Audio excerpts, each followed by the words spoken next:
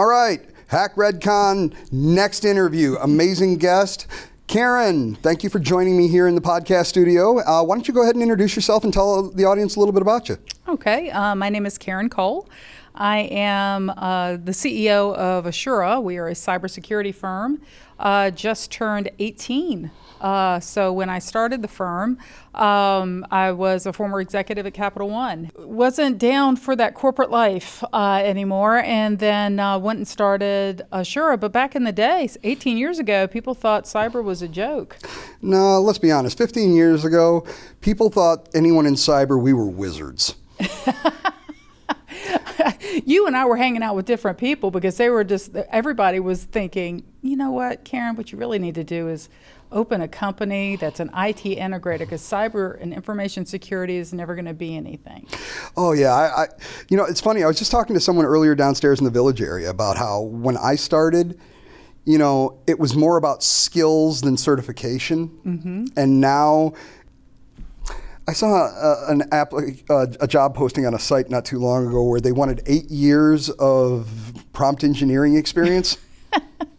And I'm going, that would be really interesting to do considering we haven't had it that long. Right. So, just the differences to your point, I remember if you had any kind of computer aptitude outside of being a user, I remember if you knew how to install an operating system, mm-hmm. you were considered, a guru.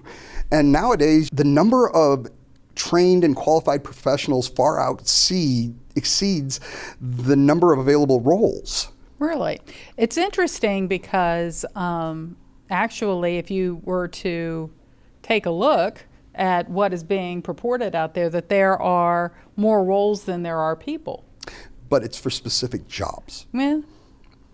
One of the things that I've realized, especially getting up there in my own years, I just celebrated my 50th birthday last December. And yeah, for my birthday, I got a great gift. I really did.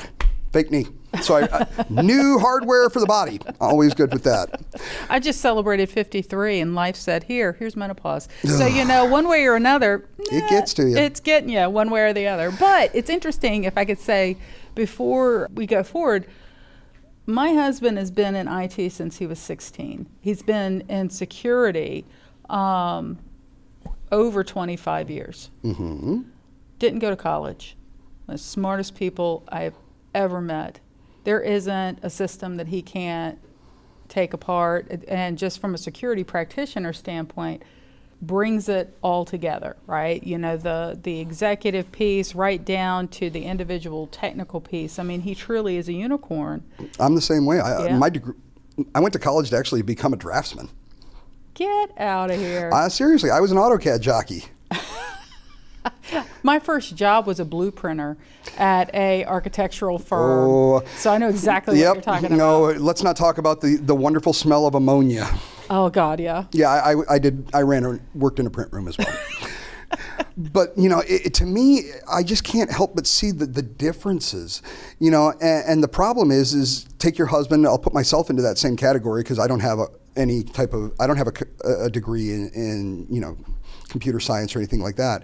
If it wasn't for the fact that we have our experience behind us, we would both be in a very unpleasant state right now. Yeah, but it's interesting because owning my own company, there's a lot of people with a lot of education, a lot of certifications that don't know how to do the job. You remember the old term of paper MCSEs?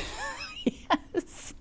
We have an entire workforce out there that, it was different when we all came up. I remember my first computer was actually a Magnavox Odyssey, if you remember those, with the Intro to Computer cartridge. Wow, that is some old school. Yes, I've been doing this for quite a while, But the one that was cool. But I remember my Commodore 64, 128, and Amiga. Things back then were fun. They were simple. You had part of the experience of education. I hate to use the word play, mm-hmm. but you had to interface with it. You had to, kick it around, kick the tires. You didn't just go read a book, figure out what the answers to a predetermined question are, and then go, okay, yep, now I know what I'm doing. Right. And I think as an industry, we've moved away from people that actually have skill, more looking for some accreditation or some validation that they know something rather than, actually checking the skill sets of the applicants. Well, it's interesting. Many people may not have heard of Inc. magazine. It's a business magazine. I have. And every year they do the top 5,000 fastest growing companies in the United States. So day before yesterday, we were notified that we hit it for the 5th straight year in a row. Congratulations. Thank you. And it's interesting in that growth path, how difficult it is to find people that are beyond just one practice area. If you would, hiring 5, even 6 years ago, you could find people that were, in 3 to 5 different practice areas. But now, people, they may know risk assessments, but that's all they know. And they don't understand how the controls work together, and then ultimately how it is providing a capability to the organization. And I think that's one of the things that collectively, I'm older than you, but us old timers I'll take that. To that, owe that to them of, okay, how are we building the future when we retire? And so a lot of what I do right now is as we're expanding, okay, it's taking that person and knowing that I have a 1 to 2 year investment in them before they'll fully be able to handle a client on GRC engagements. Well, and that brings up an interesting question. How do you see the advent of AI, ML, and LLMs in an automation into GRC? I get a little scared, I'll be honest with you, because... In what way? 2 things. One, all of those lower level tasks that you and I cut our teeth on back in the day, well, they're being automated and going away. Absolutely. But that builds fundamental knowledge and understanding. Those tasks, Yes. we built fundamental knowledge Yes. and understanding. So what happens to the people that are now getting into the industry and they don't have that?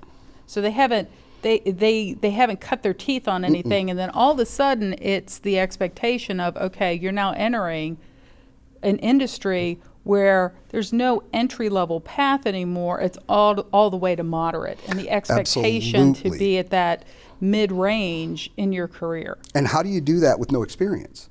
Right. And, I brought this up in a couple of these podcasts today, and I've gotten different answers from every guest. So I'm going to throw that out there here for you as well.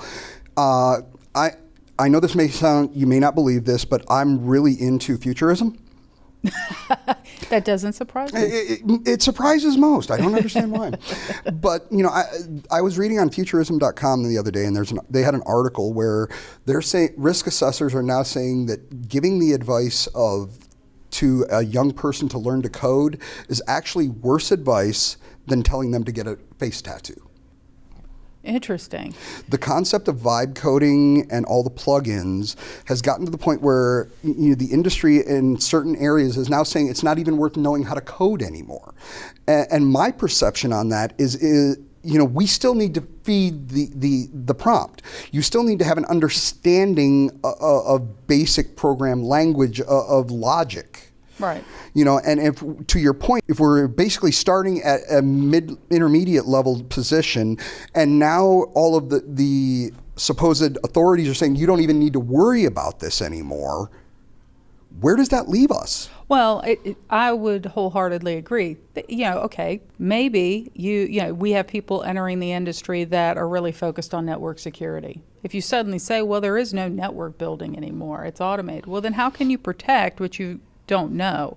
And so from a coding perspective, okay, yes, there's a lot of automation, but there's also high error rate and AI bias, not to mention ripping off other people's intellectual property. So, and as somebody who's had my book ingested, trust me, that is not cool. No, no. Although I will tell you, I released my first book last October, and I want to say it was in December. My book was part of a torrent that was ingested by all of the LLMs. And when I first found out about it, I was pissed for about 15 seconds, and then I had this thing pop up in the back of my head and went, remember Napster? Mm-hmm. How many songs did you steal? Okay, this is just karmatic payback. I need to shut up. But the other thing that it did was, after ingesting, you can go into ChatGPT now and say, write me a paragraph in the style of Len No. I do another podcast outside of this, the Cyber Cognition, with my partner Justin Hutchins, who's an AI specialist, and it ingested his book as well. And him and I, our styles are completely different. Right. We're kind of like a morning show, the two of us. He's the serious guy, I'm the shock jock. I know, it's hard to believe. It's hard to believe. But, we said, write me a paragraph about herding peacocks in the style of Len No, and then we did the same thing in terms of him, and it was like, oh God, this sounds like us. Right. The marketing propaganda for these tools is that these are going to make the human's life easier. And if we take a look at the masses, it probably will. Because most people out there, and I'm sorry if you disagree, are sheeple. They are happy to just follow the path. But where does that leave those of us that are still wanting to have that connection and be able to have that deeper understanding? Well, I mean, to me, there's a couple of things. One is, if people are truly invested, they are going to find a way, right? They're Absolutely. never going to, there's always going to be that technologist with a level of creativity like yourself that's like, okay, that may be what I'm fed, but I can do it better. I can think of it better. I can dream of it better. And so from that perspective, no, I don't think that AI will take that away. What I do think, and I'm going to use something that hopefully doesn't blow some of your listeners' minds. Okay. No, go ahead and let it blow their minds. Okay. I'm a firm belief that the mind is a terrible thing not to mess with. Okay, fair enough. So there's this article that just came out. Now, you're living my life dream one day that I would love to write a book. But right now, the largest, most popular area of books is romance. Mm-hmm. And so I think it's always been that. Really think so? I Okay. Do. And so in that romance genre, they have a lot of people now that are turning to AI to, quote unquote, help them write their book. Mm-hmm. Except for people aren't really doing the QA on some of these books. No, are you talking about the one where it was published with the prompt still left in it? Yep. And some of the prompts were terrible. hilarious. Like, never mind. I won't. Anybody that is listening, just go ahead and just Google. I'll give you the Google foo. Google published books with AI prompts left in. Yeah, you'll find see them. it. Yeah, you'll see them. And so, from that perspective, okay, we could sit there and say, well, AI will take that over. No, not really. There's still always going to be that creativity and that element of the next thing. Agreed. And the thing that most people don't realize, I was lucky enough that I actually got published through an actual publisher. I was published through Wiley Publishing. Oh, that's a good very good publisher. Now, what most people don't know is, if you're an author, they told me in the beginning, the minute that you use AI for anything, you put anything into a prompt, we want to know what you put in there and what it gave you back, how you used it. And in the beginning of writing, I just went, you know what, this is not worth it. There is not a single piece of AI in my entire book. It probably could have been, which is probably why when it came to the editing, I had so many edits. Yeah, because my first question is, from a publisher standpoint, sitting there going, you can't use AI. Okay, well, open up Word and you see Copilot. And you can't sit there and tell me, or Grammarly, and tell me that there's not going to be some AI piece in it. That's not really what they're concerned about. Their concern is the possibility of plagiarism.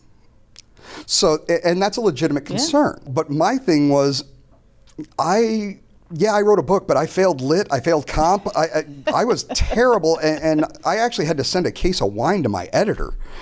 I mean, I literally, and we've all used track changes in Microsoft Word before, right? Right. There is nothing more embarrassing than having to approve 700 commas, one at a time. But, I really appreciate you sitting down with me today. As far as the conference, is this your first time here with this one? It is. What do you think? I love the sort of grassroots feel. Community, no BS. Let's just say it like it is. Yeah, you start getting into the bigger cons, and a lot of politics come into play. Don't get me wrong, I've been going to DEF CON for, God, I think I started in 2013, 2012. So I've been going for a long, long time. Mm-hmm. But it's honestly, I don't even try to go to many of the talks anymore. It's just too hard to get in. I love things like Hack RedCon, Hack SpaceCon. I love B-Sides. I love DEF CON chapters. I like it where, and the reason I said community is because in my opinion, the cybersecurity, practitioners and the people that are into this, we're a community. And the one thing I find really unique about cybersecurity people is we don't seem to have a problem telling people knowledge. We don't have a problem with sharing. Oh, I would wholeheartedly agree with that, because when I was starting out in IT, I remember being the only woman in the room. I remember being, and people summarily, dismissing you because of whatever, they had going on, especially in corporate world. You were not Lothar. You were not the king of the hill people. And there's a Saturday Night Live reference from way back. Yes. You don't have my skills. You don't have my knowledge. You are not worthy. Go. Yeah. I got to tell you a couple of cool things here is I love the openness of everybody. I love the, as you mentioned, the community, but also, hey, let's focus on inclusion and how do we, bring people into the industry? How do we mentor? And how do we help everybody across the board? Cybersecurity, really, I can say I think it crosses every racial, ideological, gender. It crosses every barrier. Right. And if you're in cyber, we just don't care. We're all here for the same purpose. I teach a class at Dartmouth. Awesome. And it's part of their minority and women business program. And so actually yesterday before I came here, I was doing a session on risk management to about 43 CEOs. And that community is very similar to this, and wanting to collectively help everybody and to give back what has been given. So if there's one thing that I can say about this conference is that it has the heart and the spirit of the industry that I've grown to love. And I think that's a great point to end it on. So thank you very much for spending the time with me today. Thank you for attending the conference. We hope you enjoy the rest of the show. One more podcast down, many more to go. We still have an entire another day to do. So keep paying attention. Stay tuned. More to come. Peace.